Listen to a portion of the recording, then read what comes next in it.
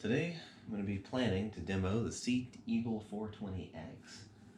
It's an inflatable kayak.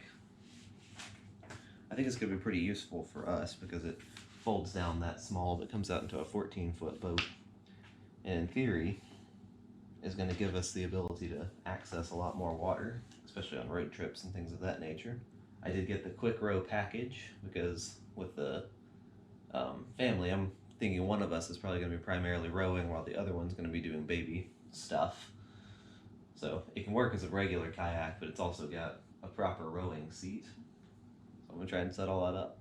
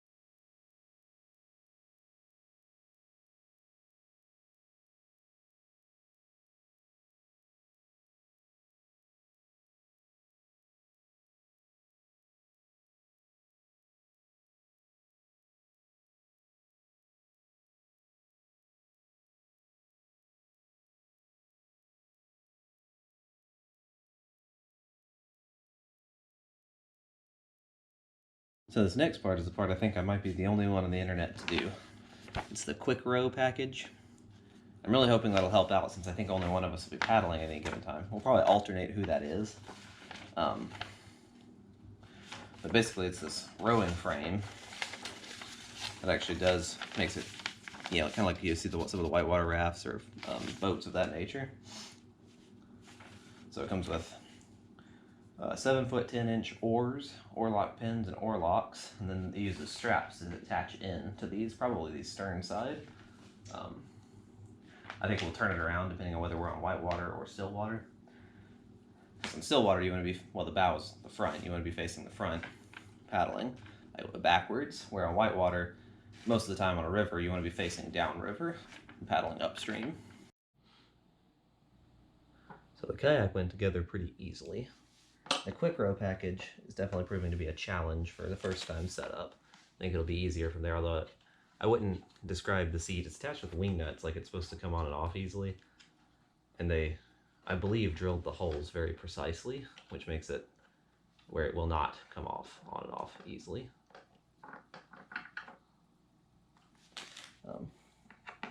I would guess this is going to probably take 45 minutes to an hour to get the seat attached. Because the holes, although not threaded, are exactly the right size, so it has to be screwed through.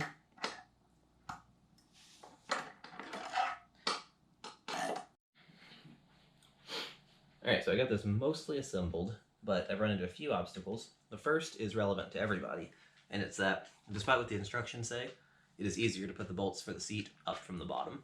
The instructions say it's easier to go the other way. It's not. Can't possibly imagine any way it would be.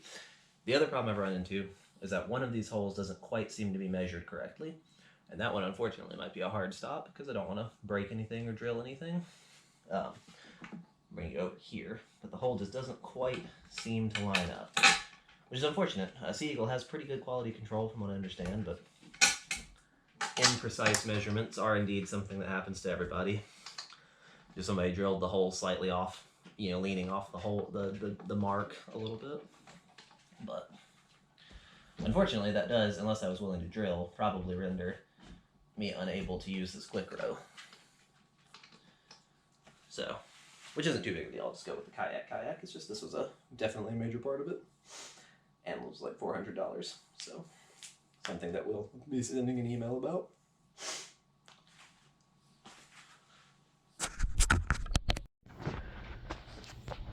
Alright, and that's the Quikrow package. So it does have a rowing seat, oar locks, and a frame. Almost makes it a little bit like a framed whitewater raft. We'll see how that all works out. Just straps on, so it's pretty quick. It's a little bit of a pain to get on off just because of the holes, so I'm not sure. I'm not going to disassemble it today. I think I'm just going to try and wedge it in the car like it is. But I think that all these caps can come off, and now that it's been worked through the holes once, it'll probably get easier. I'm curious to see how it all works out. There's room for another seat up here. And of course you can put gear there or under since it sits so high. So I don't usually like to do a whole lot of car vlogging, but here we go. The place I'm going today is a private lake. It's been in my family since, we call it Granddaddy's Lake. It's my great-grandfather that is the granddaddy in question. So my dad and all four of his brothers effectively grew up out here. This is where a lot of their outdoor time was spent. It was built by my great-grandfather. Dammed up a small creek there, filled the valley with water, and made this lake. It's got bass and bluegills in pretty good numbers. But a lot of my early, not only my early fishing, but really my early just time spent outdoors was spent here. So, it's in rural Alabama. Oh, that's not right. It's the next turn. It's out. Looks different out here. Been out in Montana and Yellowstone for the last 3 years, off and on. I've been here since then, but nevertheless. The road's a little grown up, which is to be expected. It's only us and I think cousin Charles who use this much now. But very important, many formative memories came from here for me. And I'm really looking forward to getting Theodore out here.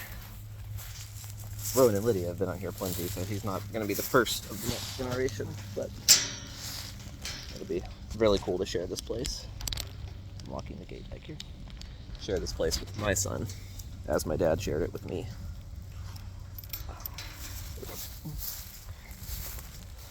See, there's a tree down. The water level looks pretty low. I'm not sure what that'll do to the fishing. Good, bad, both. I saw a snake. Didn't see where he went or what kind he was. I think he must have gone under the boat. Water level's definitely low, but it's not stagnant. Water looks clear, which is good. The trees over there have provided cover for us for many years for fishing. I don't think it's going to be too low. I've seen it lower. Honestly, for fly fishing, it being this low may be a good thing. But yeah, definitely not stagnant. It's not muddy. Clear water for flies is actually can be productive. So, no fish activity yet. Seen some birds. The turtles may even be out with it being this warm. The high today is 80, despite it being November. So, all right, decent size. Right off the bat on a popper, kind of hard stripped away from the cover. That was exciting.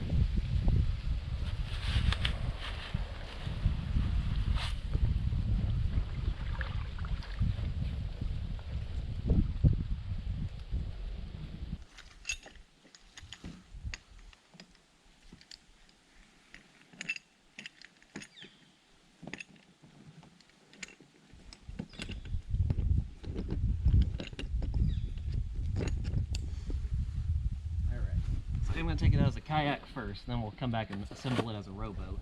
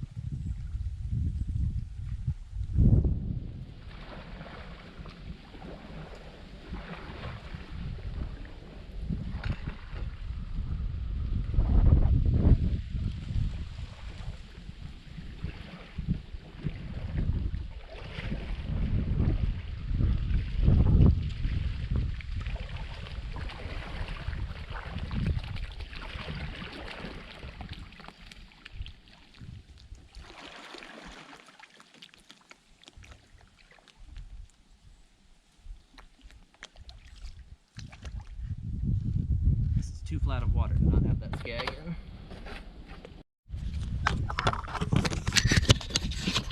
Alright, after a bit of a rocky start, including with the GoPro semi-functioning, we are on the water in the Sea Eagle 420X.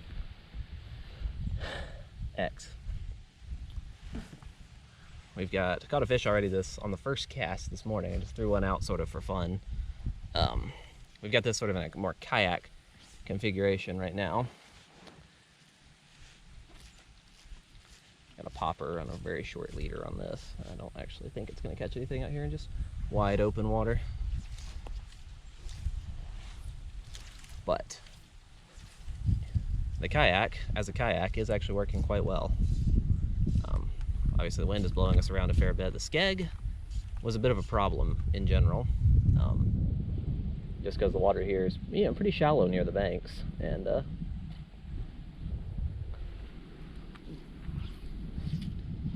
there's actually a drop off right over here. I'm kind of hoping something might bite, but 5 weight, shorting, sort of short casts, not a lot of chance there. I'm gonna hook up the 8 weight with a bait fish here in a moment. The oh, Dad's here.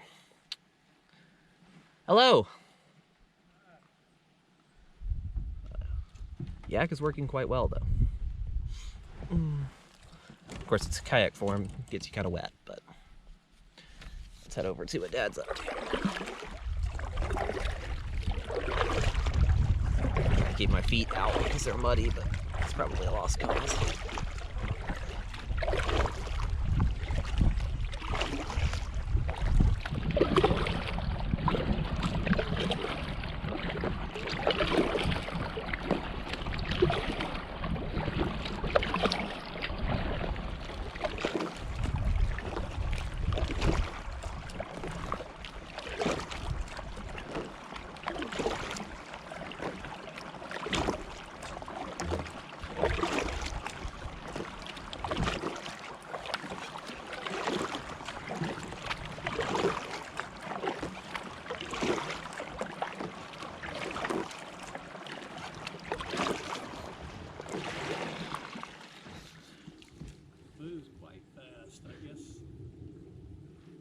That much water resistance.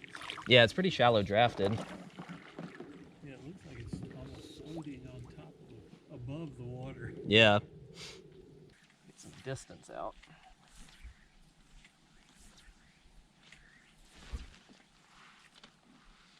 There's lots of fish out here, so.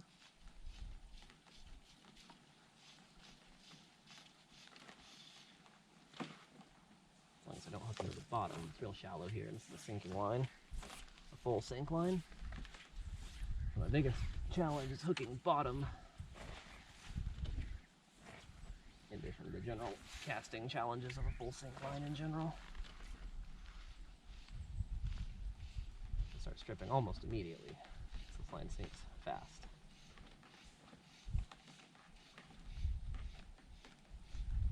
Hooked into 3 or 4 fish, landed one. Alright, so I'm out in this rowing frame. Got a pretty good sized largemouth. Just did a little bit of resuscitation on him here. Let him go. He's on a clouser, a deceiver. Sorry, not a clouser. Rowing frame's working out well, actually, for fishing. Keeps the paddles available but out of the way. Stripping these real fast, and the bass are just slamming them. That's the third or fourth one, but you get a good place for my GoPro out here. I don't know if there's any more out there.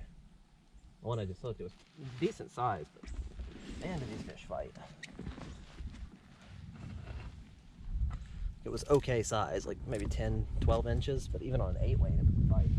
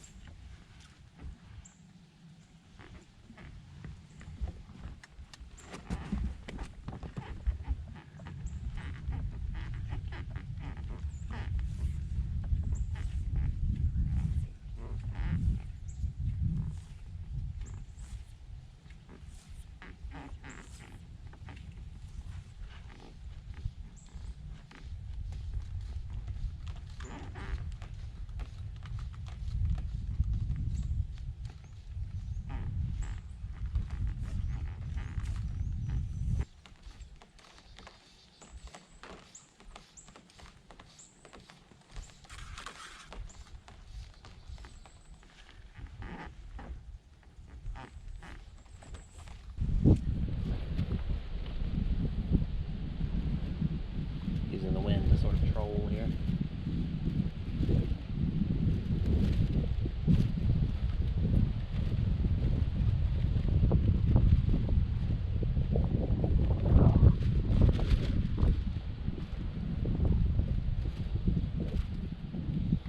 The bass are loving these bait fish patterns, but it's been a few minutes since I've had any real luck here.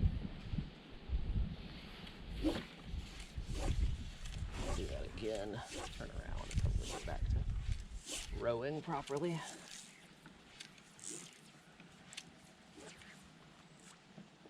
Gonna let that sink while I turn around here. Very active fish.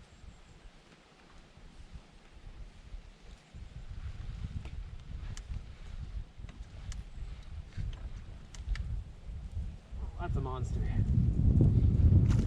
Oh, he's off.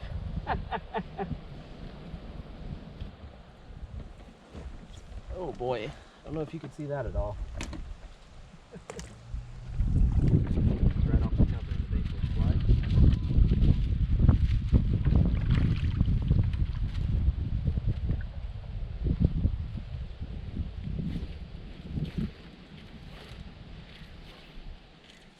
He was huge.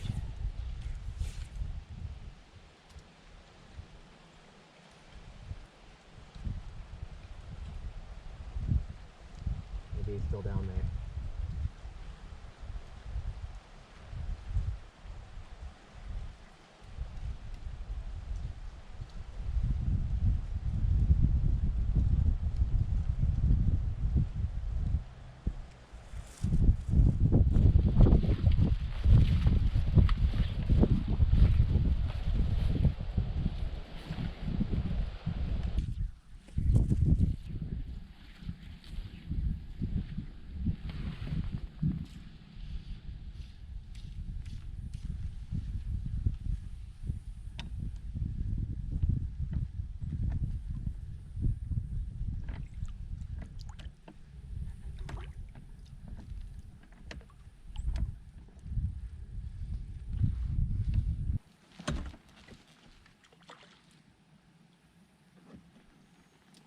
First bluegill of the day.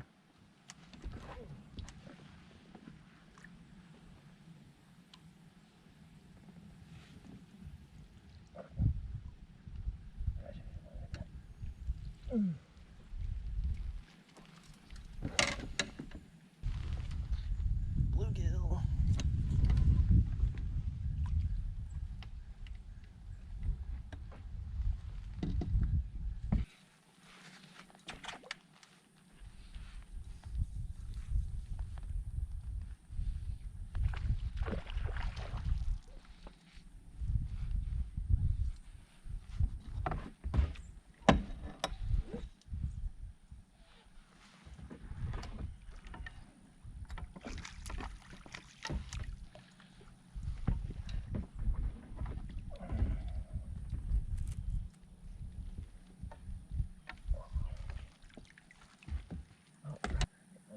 finds. Not that it is. Give him a good image there. Hey. Pretty though. Definitely some blue in there.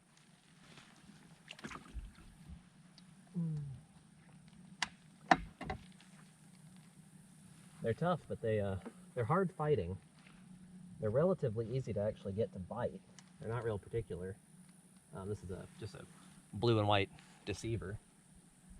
They're not particular at all, but they fight like all get out. I've probably hooked into 3 or 4 times as many as I've actually managed to catch.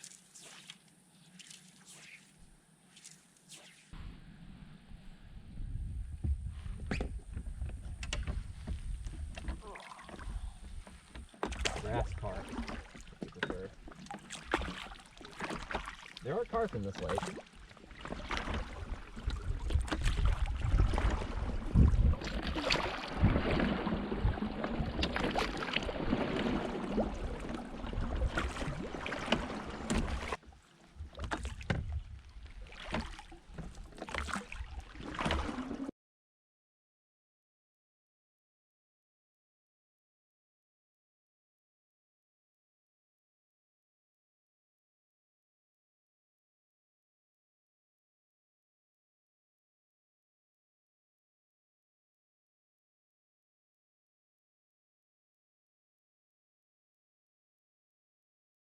Nothing bad.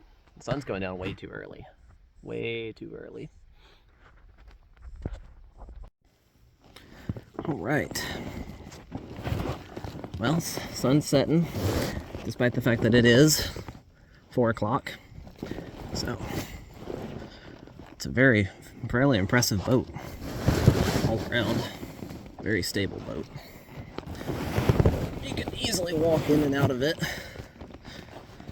with little difficulty.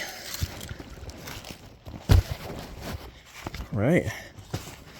Sea Eagle 420 is going to be a pretty impressive fishing rig, I think. I caught a ton of fish today. No doubt some of that is just because of the lake being largely unfished. But can't argue with success.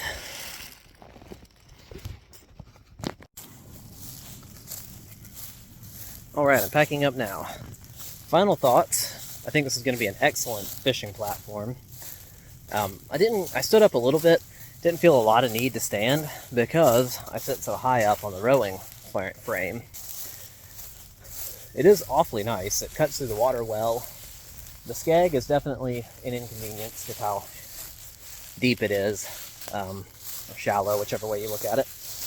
But it's a workout. It's an effective fishing machine if you're in a place with fish. And all in all, I was pretty impressed with it all. I mean, altogether, held up very well. Didn't do anything too crazy to it, but it did a good job. So, lots of little things. It's just muscle memory and whatnot that needs to be perfected. But all in all, yeah, I'm excited. I'm excited about getting this out into some other places.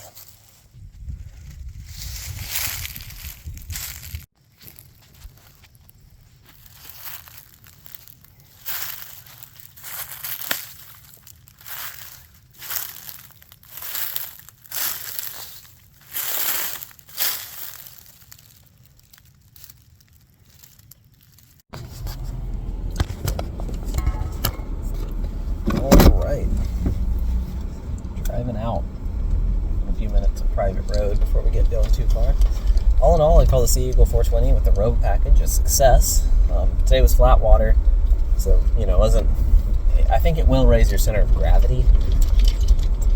For fishing, it's great because you don't have to. It made the single paddles made it a whole lot easier to use, turn around and things of that nature. The boat is very stable. I think you could probably pretty reliably stand on it. I'm not quite there yet, but I think with some more playing with it, I probably will be. The family lake was wonderful to be at. Dad came out and visited for a little while, so we talked and hung out. There are some large fish out there. I lost fish much larger than any of the ones I landed. which seems to always be the way. Maybe your mind inflates the size of the fish, I don't know, but there was one that had the 8-weight bent pretty hard. Like, I'm pretty confident that there was a fair bit of fish. He jumped, and he looked probably 17 plus inches. But obviously your brain does do that to fish you lose, so who knows.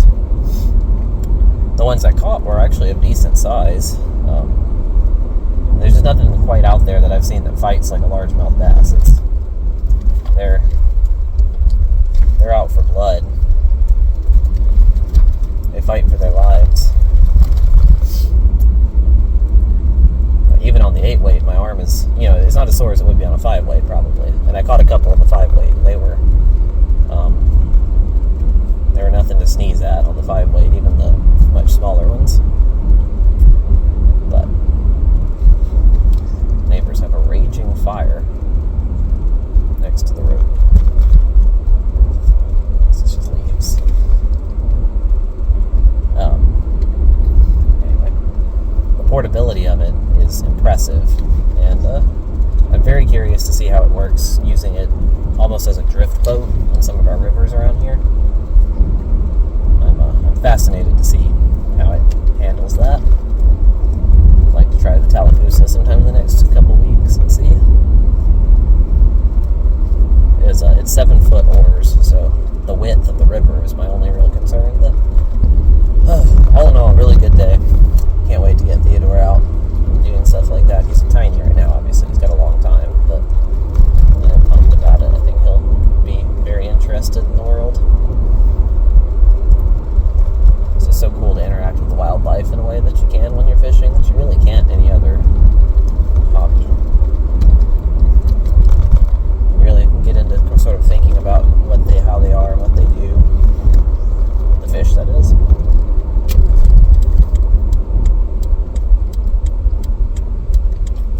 But anyway, all in all, very, very good. Had a blast.